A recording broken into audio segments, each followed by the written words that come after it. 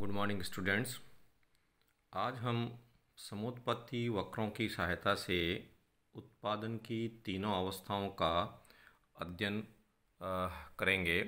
और यह अध्ययन जो है वह हमारे माइक्रो इकोनॉमिक्स में जो उत्पत्ति निर्धारण के बिंदु है या उत्पत्ति निर्धारण वाले चैप्टर में बहुत महत्वपूर्ण बिंदु है।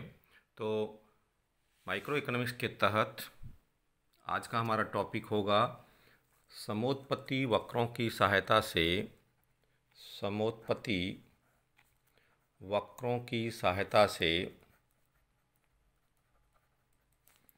उत्पादन की अवस्थाएं निर्धारित करना।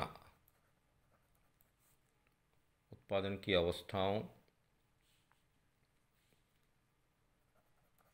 का विवेचन या एनालिसिस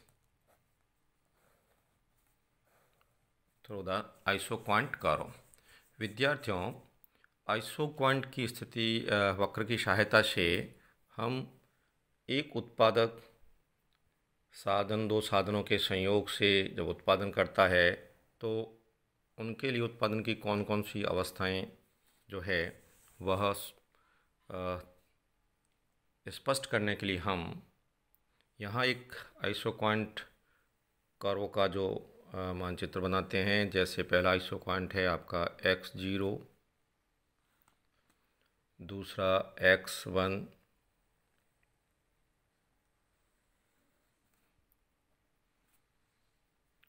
इसके बाद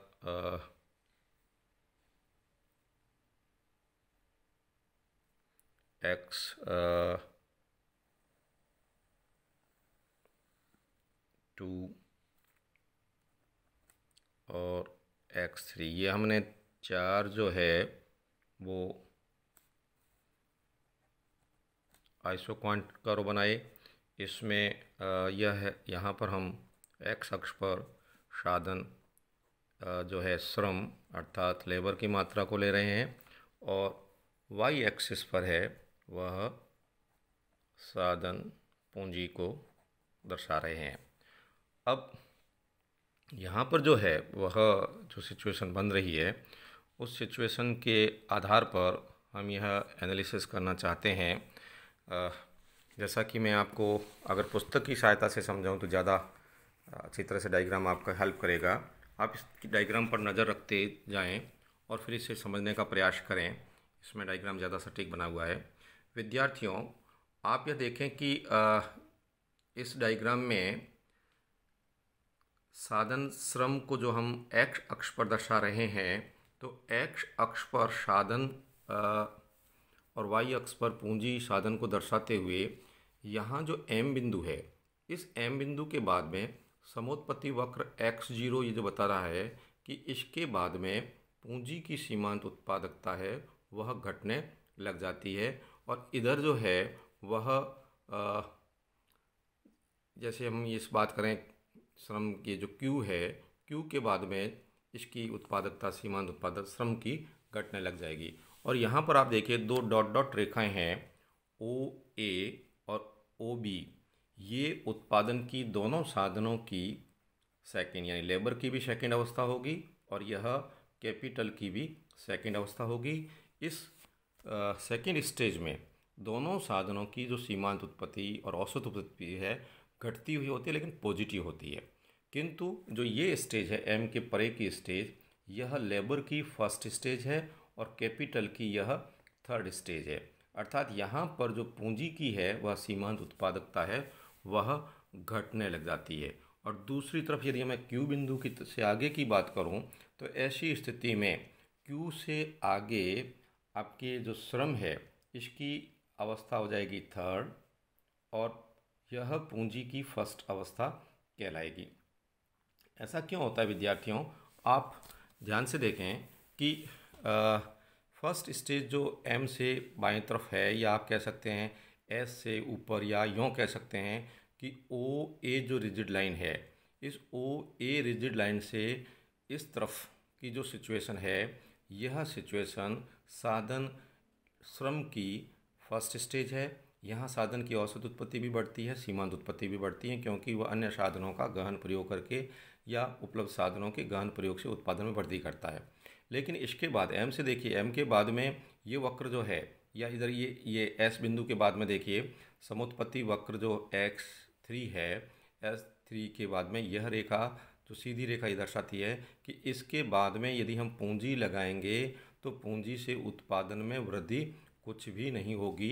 अर्थात OT पूंजी लगाने के बाद में यदि पूंजी लगाई जाती है तो सीमांत उत्पादकता पूंजी की ऋणात्मक होती है। ऐसी स्थिति में एक्स बिंदु पर पूंजी की सीमांत उत्पादकता 0 होगी और उसके बाद में साधन को लगाने पर वह प्रोडक्शन घटने लग जाएगा। इसीलिए OR बिंदु के बाद में यह कैपिटल की थर्ड स्टेज होती है।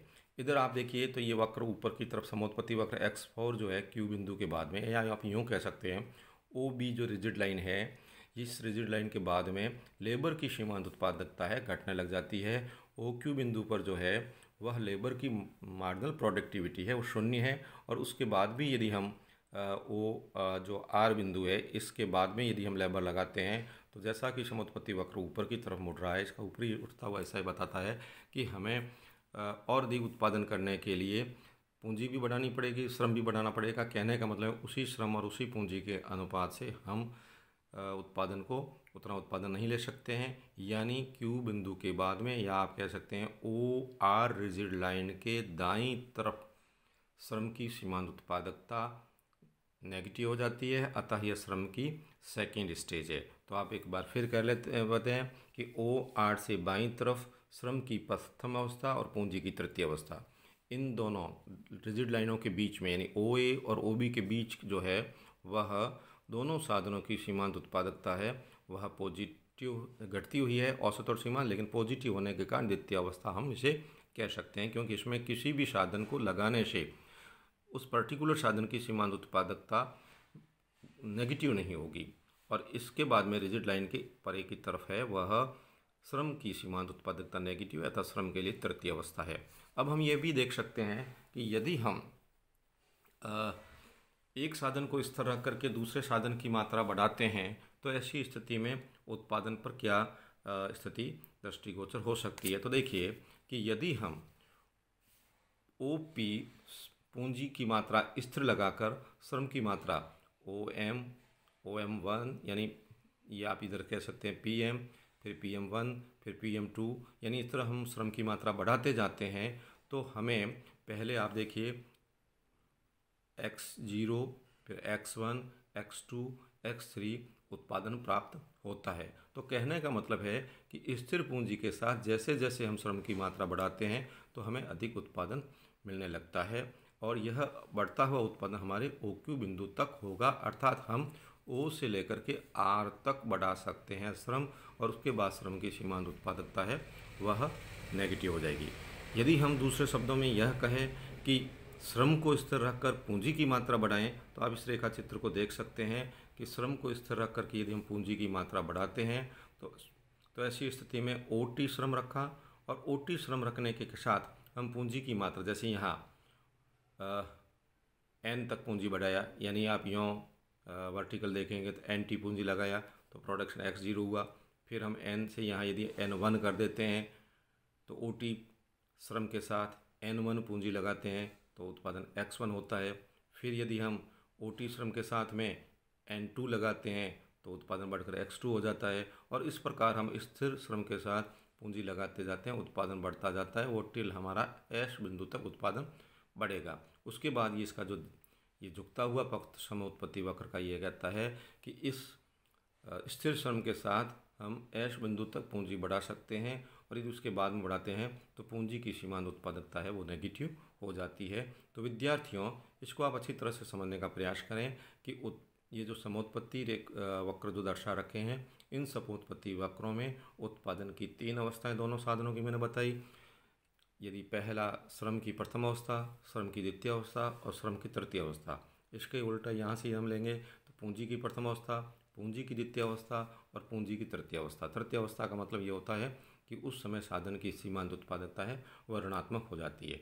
तो इन दोनों रिजिड रेखाओं के बीच में जो है वह उत्पादन की सेकंड अवस्था होती है और इसी अवस्था में उत्पादक को उत्पादन करते रहना चाहिए ताकि उसके उत्पादन में वृद्धि भी होती है और उत्पादन करने पर उसको लाभ भी होता है। तो विद्यार्थियों, इस प्रकार से हमने समुत्पत्ति वक्रों की सहायता से आपको ये समझाने का प्रयास किया कि किस प्रकार समुत्पत्ति वक्र है वह दो साधनों की विभिन्न अवस्थाओं को दर्शाता है। धन्यवाद। हम एक नए वीडियो के साथ फिर आपको आगे के माइक्रो इकोनॉमिक्स के चैप्टर्स का अध्ययन कराएंगे। Thank you.